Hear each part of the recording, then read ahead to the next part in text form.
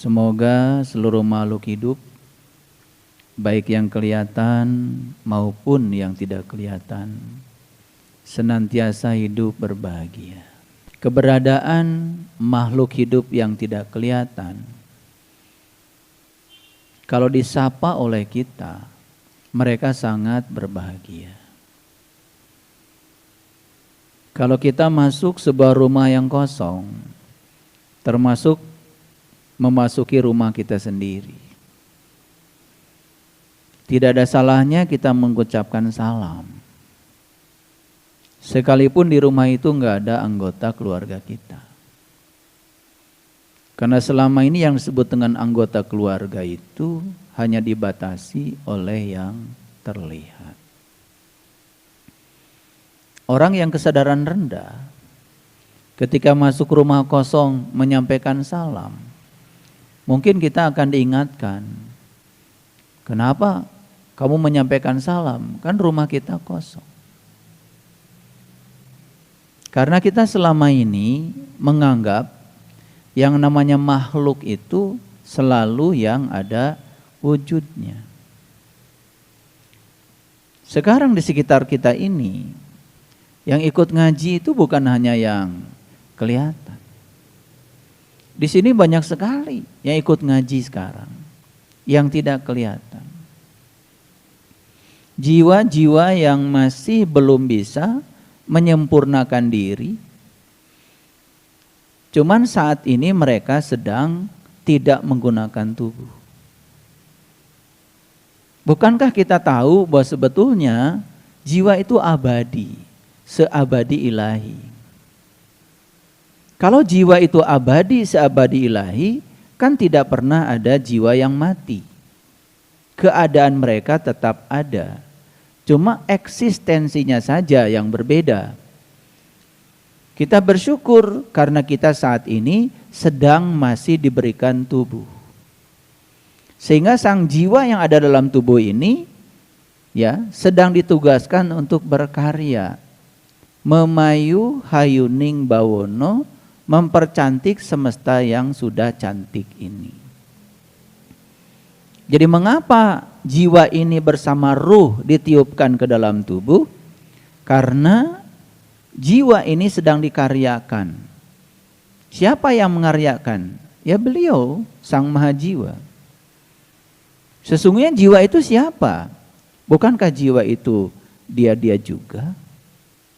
Bukankah ruhku yang ditiupkan ke dalam diri kita juga bagian dari dirinya? Jadi tidak ada ruhmu, yang ada adalah ruhku. Ketika aku sudah selesai menciptakan tubuhmu, aku tiupkan ruhku. Ku di sana mengacu kepada Allah. Jadi yang ditiupkan ke dalam diri kita itu adalah ruhnya Allah. Jadi siapa sesungguhnya diri kita itu? Ya diri kita ini ya dia juga. Terus yang mana yang kita? Kan tidak ada. Ilusi keterpisahan kita dengan Allah karena kita merasa seakan-akan diri kita adalah kita. Dan Allah adalah Allah yang terpisah dari diri kita. Itulah kesalahan kita bertauhid selama ini. Makanya siapa yang kenal dirinya, maka dia akan kenal Tuhannya. Bagaimana cara mengenal Tuhan? Ya kenali saja dirimu. Siapa dirimu? Kan dirimu juga adalah Dia. Kita tidak mungkin mengenali Tuhan yang tanpa batas.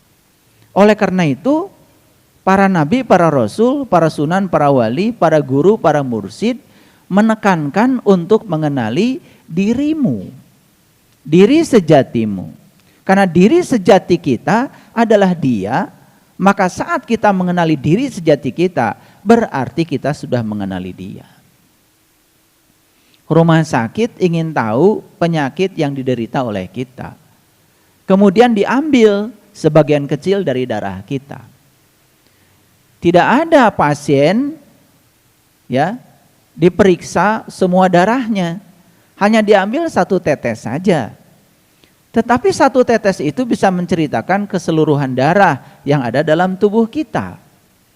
Makanya dokter tidak segan-segan mengatakan, ini trombositnya sekian, leukositnya sekian, kadar gulanya sekian, kadar kolesterolnya sekian. Satu tetes darah itu di laboratorium bisa cerita keseluruhan darah kita. Jadi sebetulnya kalau kita sungguh-sungguh mengenali jati diri kita yang sesungguhnya, maka jati diri yang dikenali oleh kita dari diri kita itu sudah cukup menjelaskan keseluruhan semesta. Nah, ilusi keterpisahan itu karena kita mengizinkan diri kita dikendalikan oleh satu kekuatan buta yang telah membodohkan kita, yang telah mengkerangkeng kecerdasan kita, sehingga sampai hari ini ya kecerdasan kita itu mati, tidak berkembang. Salah siapa? Ya salah kita sendiri karena kita mengizinkannya. Oleh karena itu saya wanti-wanti, bertemu dengan saya hari ini sangat berbahaya. Karena saya akan membuka kecerdasan yang tersembunyi selama ini. Harta karun yang terpendam dalam diri akan saya usik sehingga bisa bangkit. Nah, bangkitnya kecerdasan kita akan menimbulkan bangkitnya kesadaran. Bangkitnya kesadaran itulah yang disebut dengan hari kiamat. Jadi lucu, orang bicara kiamat tapi hancurnya alam semesta. Padahal kiam itu artinya adalah bangkit. Hari kiamat itu hari bangkitnya kesadaran kita yang mati. Lebih lucu lagi, apa saja yang aneh di dunia ini sekarang selalu dikaitkan dengan kiamat sudah dekat. Gunung-gunung di Arab dulu batu. Sekarang gunung-gunung di Arab tumbuh ya lumut. Sehingga gunung-gunung di sana sekarang warnanya jadi hijau. Itu kan peristiwa alam biasa. Karena apa? Karena sekarang di Arab akibat perubahan musim sering turun hujan. Kan masuk akal, ketika hujan turun, maka di batu-batu akan tumbuh lumut. Jadi wajar kalau lumut di Arab sekarang warnanya jadi hijau. Tetapi hampir semua orang yang sok tahu, gak belajar sains, karena di Arab ada keanehan, gunung-gunung yang coklat jadi warna hijau, lalu dikaitkan dengan kiamat sudah dekat. Di zaman Nabi Muhammad juga kiamat sudah dekat. Karena yang menentukan kiamat bukan Allah, yang menentukan kiamat ya kamu sendiri. Kamu mau kapan bangkitnya? Ya tentukan oleh kamu. Sedekat itu kiamat dengan kita. Kamu mau kapan bangkitnya kesadaranmu? Ya kamu yang menentukan. Jadi kiamat itu bukan hancurnya alam semesta. Kalau alam semesta ini hancur, ya semua yang diciptakan pasti hancur pada waktunya. Matahari yang sekarang menyinari kita hari ini, itu umurnya itu sudah 12 miliar tahun. Menurut fisika. Karena matahari itu bisa bersinar, di dalam matahari itu ada yang namanya reaksi fusi, yaitu pembelahan atom hidrogen. Nah, atom hidrogen yang di matahari itu kan massa. Setiap massa itu materi. Setiap materi pasti kalau dibakar ada habisnya. Ya bensin yang ada di bumi kita lama-kelamaan juga akan habis. Solar yang ada di kandungan bumi, semua bahan bakar fosil suatu saat juga ada habisnya. Tapi nggak usah takut. Karena kalau solar habis, bensin habis, manusia juga diberi kecerdasan untuk membuat ya kehidupan baru. Ya keluarlah yang namanya mobil listrik. Nggak usah khawatir. Kalau hari ini bensin masih ada, ya beli aja. Hari ini solar masih ada, ya beli aja. Belum kebeli mobil listrik, ya sudah, nggak usah dipikirin. Ntar juga kebeli. Yang penting berpikir kebeli, jangan berpikir mahal. Kalau berpikir mahal, ya nggak akan kebeli. Sesederhana itu sebetulnya hidup. Lalu pertanyaannya gimana kalau matahari nanti habis atom hidrogennya karena dibakar terus menerus? Ya nggak usah khawatir, paling matahari diem, gak bersinar lagi.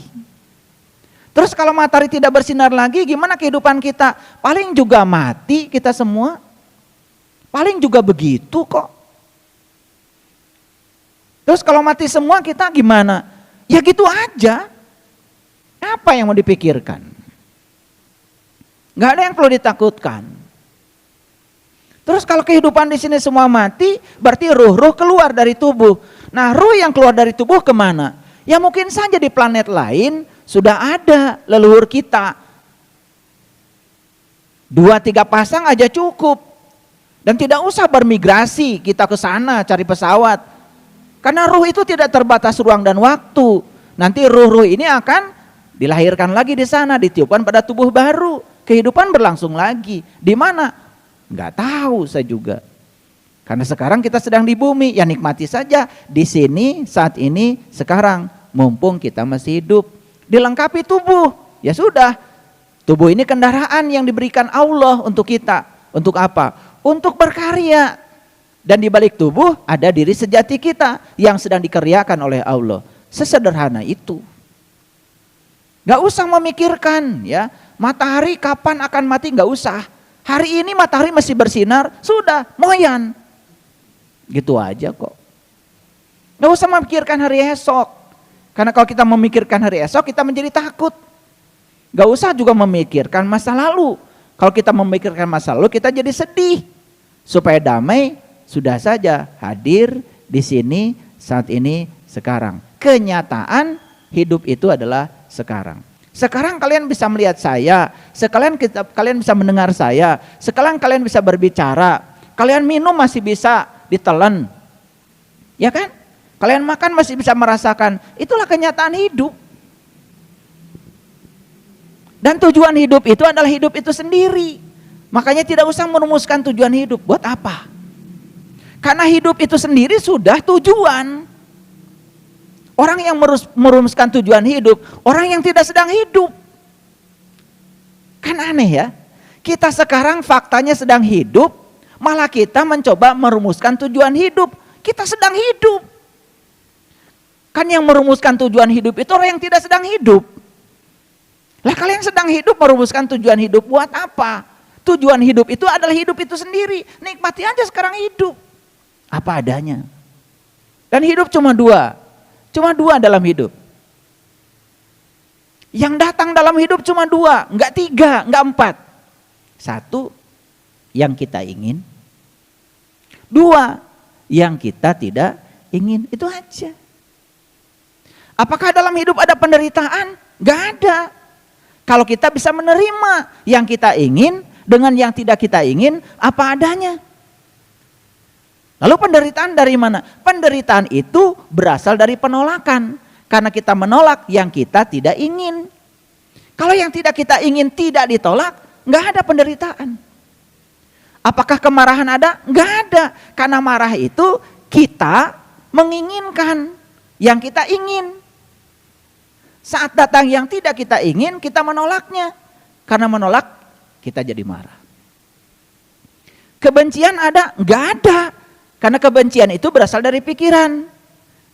Kapan benci itu datang? Saat kita menolak yang kita tidak ingin. Saat yang tidak kita ingin hadir. Betul nggak? Jadi kalau kita sudah bisa menerima hukum alam, yang kita ingin dengan yang tidak kita ingin, diterima dua-duanya dengan cara yang sama, tidak ada penderitaan, plus tidak ada lagi yang namanya kebencian, kemarahan, nggak ada. Karena tidak ada lagi yang bisa kita benci. Tidak ada lagi yang patut untuk dimarahi. Setuju? Kan sederhana sebetulnya. Nah menjadi rumit kehidupan ini karena di sini nih. Ini nih yang membuat kita jadi rumit, pikiran kita sendiri.